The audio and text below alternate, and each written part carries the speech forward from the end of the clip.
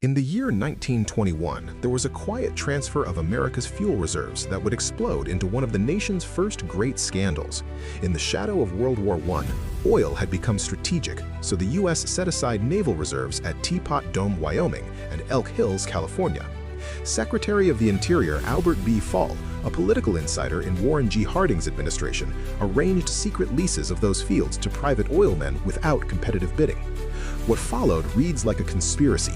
Oil executives Harry F. Sinclair and Edward L. Doheny gained exclusive access through backroom deals, while Fall received large personal loans and gifts, transactions concealed from the public and the Navy. Whispers hardened into accusations. A determined Senate investigation led by Senator Thomas J. Walsh peeled back layers of obfuscation, subpoenas, and paper trails. The tension rose as reporters and investigators exposed how government trust had been traded for private profit. Fall denied wrongdoing. Oilmen pointed to complicated contracts, yet the evidence showed a pattern: secret leases, preferential treatment, and payments that disguised bribery as loans. The courts followed. The leases were voided, the reserves returned to public control, and Fall became the first U.S. cabinet member convicted of a felony, sent to prison in 1929. Mark Felt was a senior FBI official who became the hushed-voiced heartbeat of one of America's greatest scandals. In June 1972, 5 burglars were caught inside the Democratic National Committee at the Watergate complex.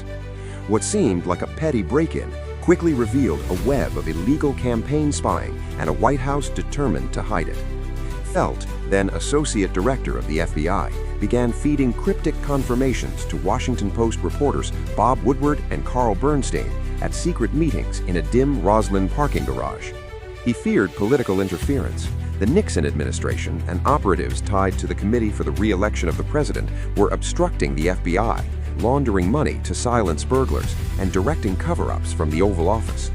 Those leaks pushed investigative reporting, congressional hearings, and ultimately the unmasking of taped conversations proving presidential involvement. The Supreme Court ordered the release. Impeachment loomed.